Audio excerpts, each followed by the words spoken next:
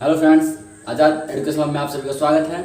आज के इस यूट्यूब वीडियो में हम आपको भारत के भौतिक स्वरूप के बारे में ही आगे बताने वाले हैं। जैसे कि इसके पहले हमने एक वीडियो बता दिया हुआ है भारत के विभिन्न क्षेत्रों में कैसे मतलब 6 वर्गों में भारत के भौतिक स्वरूप को विभाजित किया गया है, उसको चर्चा किया गया है। और साथ ही साथ में हमने उत्तर पर्वतीय प्रदेश यानी जिसे हमें आज पढ़ाना है उसके बारे में हम उसका निर्माण कैसे हुआ है उसको हम इसके पहले वाली वीडियो में बताए हैं 2 सिद्धांतों के अनुसार, कोबर के भूसंगति सिद्धांत और प्लेट विवर्तन सिद्धांत के अनुसार। तो सबसे पहले आप उस वीडियो को देख लीजिएगा ताकि आपको मतलब जो भी आज पढ़ाया जाए ना इसका निर्माण कैसे हुआ है और मतलब कितने वर्ष पहले हुआ है, ये सब की जानकारी आपको प्राप्त हो जाएगी। तो ठीक है, आगे हम चलते हैं इस वीडियो में।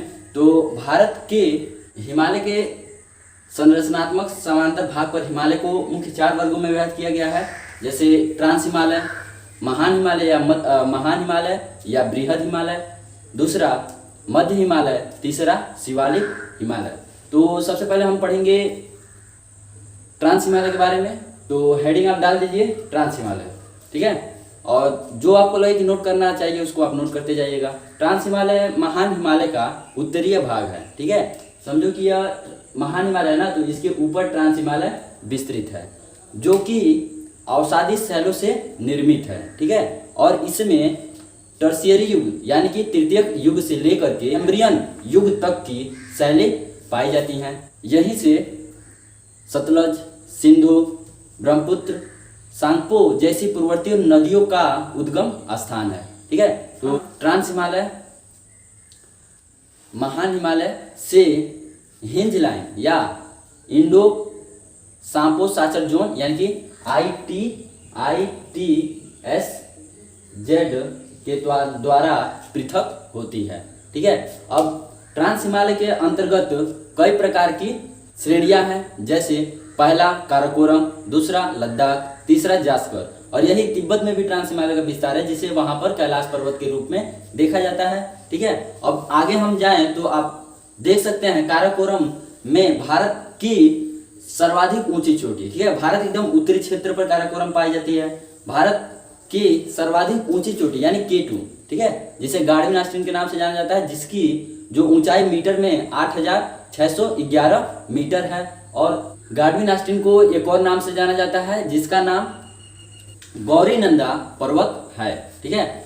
भारतीय भूभाग में काराकोरम पाक अधिकृत क्षेत्र में है और काराकोरम में भारत की कई ग्लेशियर स्थित है, जिसमें 76 किलोमीटर वर्ग क्षेत्र पर फैली भारत की सबसे बड़ी ग्लेशियर सियाचिन ग्लेशियर है। और 59 किलोमीटर वर्ग क्षेत्रफल पर भारत की दूसरी मतलब ग्लेशियर का नाम है, काराकोरम की दूसरी ग्लेशियर का नाम बियाफो, तथा 58 किलोमीटर वर्ग क्षेत्रफल पर बाल्टेरो जो कि विस्तृत है। और 61 किलोमीटर वर्ग क्षेत्र पर भारत का एक और ग्लेशियर विस्तृत है जिसका नाम हिस्पार है। आगे हम देखते हैं अब लद्दाख को। लद्दाख श्रेणी के बारे में अध्ययन करते हैं। लद्दाख श्रेणी काराकोरम के दक्षिणी भाग में, ठीक है, अवस्थित है। यदि काराकोरम भारत के जम्मू कश्मीर क्षेत्र के ऊपर में है तो लद्दाख श्रेणी ठीक उसके नीचे है, ठीक है। और लद्दाख श्रेणी में विश्व का सबसे तीव्र ढाल वाली चोटी पाई जाती है जिसका नाम है राकापोसी,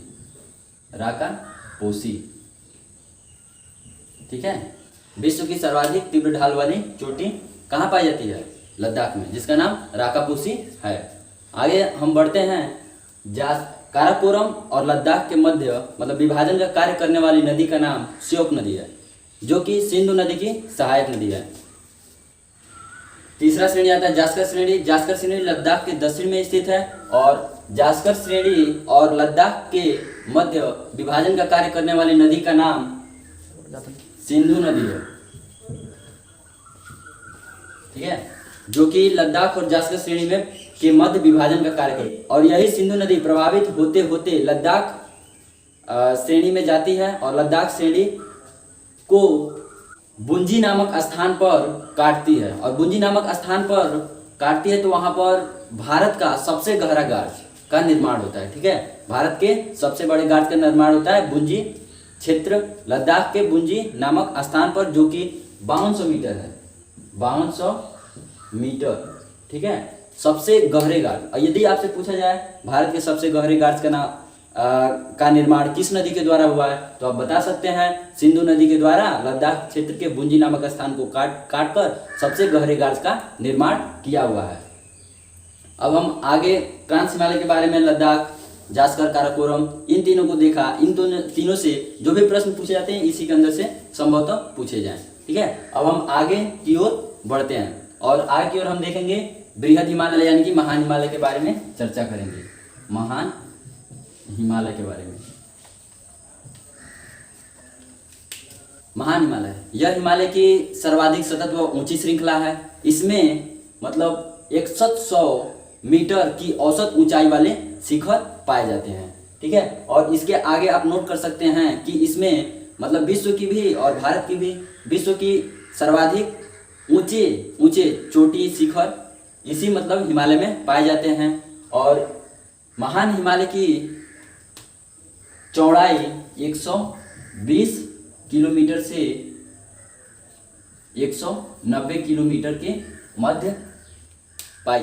महान हिमालय के वलय की प्रकृति असीमित है। ठीक है, महान हिमालय के वलय की प्रकृति असीमित है, जिसमें यह विभिन्न प्रकार की शैलों से इसका निर्माण हुआ है, जैसे नीस, शीश और ग्रेनाइट। ठीक है, जिससे महान हिमालय का निर्माण हुआ है। ठीक है, इसमें विश्व की सर्वाधिक ऊंची चोटी जैसे Mount Everest 8,848 metre, Kanchenjunga 8,598 metre. ठीक, इसी प्रकार की सर्वाधिक ऊंची चोटियां नंदा देवी, कामेट इत्यादि इसी में मतलब हैं। महान हिमालय में ही ये सब महान मतलब ऊंची पर्वत चोटियां हैं। ठीक है, आगे आप नोट कर सकते हैं कि सन 1984 में भारत की पहली महिला बिछेंद्री पाल जो थी महान हिमालय के मतलब 8,000 मतलब माउंट एवरेस्ट पर 8,848 मीटर जो है उस पर चढ़ी हुई थी। कब? सन 1984 ईस्वी में। ठीक है, इस प्रकार हमने महान हिमालय से संबंधित कुछ प्रश्नों को देखा। अब हम मध्य हिमालय की बात करेंगे।